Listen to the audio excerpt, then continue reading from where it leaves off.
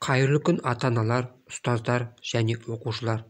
Бүгінгі сабағымның тақырыбы тоғызқұмалақ есебінде тұздықты қолдану. Қазандық ұғымы. Бұл сабағымда тұздықтың атқаратын қызметі мен қазандық ұғымын түсіндіремін. Ал енді мына тапсырмаға қарайық. Мұнда тұздық X пен белгіленген. Тапсырмада тұздық 4-ші отауда көрсетілген. Егер де құмалақтарды бір-бірден салып жүріп отырсақ, барлық құмалақтар 4-ші отауға түседі. 4-ші отауға түскен құмалақтарды жүруге болмайды. Ол құмалақтар қазандыққа салынады. Құмалақтарды бір-бірден жүріп есептеп көрейік. Мұнда бірінші 4 алу 3 тең 1, екінші 4 алу 2 тең 2 жүріс, 4 алу 1 тең 3 жүріс, барлық жүрісті есептегенде 6 жүріс болады. Мұндағы 3 құмалақ қазандыққа салынады.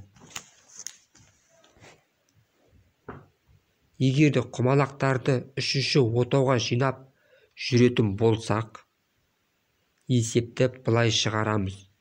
Бұл жерде құмалақ жинайтын отау санынан құмалақ тұрған отау санын аламыз.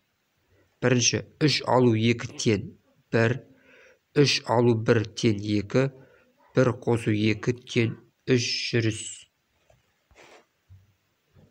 Құмалақтарды 3-ші отауға жинадық. Енді 3-ші отаудағы құмалақтарды жүріп, барлық жүрістерді есептейік. 3-ші отаудағы 3 құмалақты жүретін болсақ, соңғы құмалақ 5-ші отауға түседі. 4-ші отаудағы құмалақ қазандыққа салынады. Бұл бір жүріс болып есептеледі. Екінші, 3-ші отаудағы құмалақты 4-ші отауға саламыз. 4 алу 3 тең 1 жүріс. Енді 5-ші отаудағы құмалақты 9-ші отауға апарамыз. 9 алу 5 тең 4 жүріс. 4-ші барлық жүрістерді есептесек, 6 жүріс болады. Ал енді алдыңғы тапсырмаға қарай. Егер құмалақтарды 4-ші отауға салатын болсақ, 6 жүріс болады.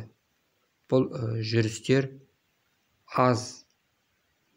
Егер 3-ші отауға жинайтын болсақ, бірінші құмалақтарды 3-ші отауға жинасақ, 3 жүріс болады. Екінші, 3-ші отауда таратып жүрістерді есептесек, 6 жүріс болады. Барлық жүрістерді қоссақ, 9 жүріс шығады.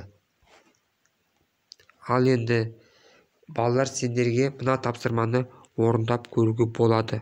Бұнда бірінші құмалақтарды 4-ші отауға жинаймыз. Екінші, 4-ші отауды таратып жүрістерді есептейміз. Үшіншіден барлық жүрістерді қосамыз. Назарларыңызға рахмет, сау болыңыздар.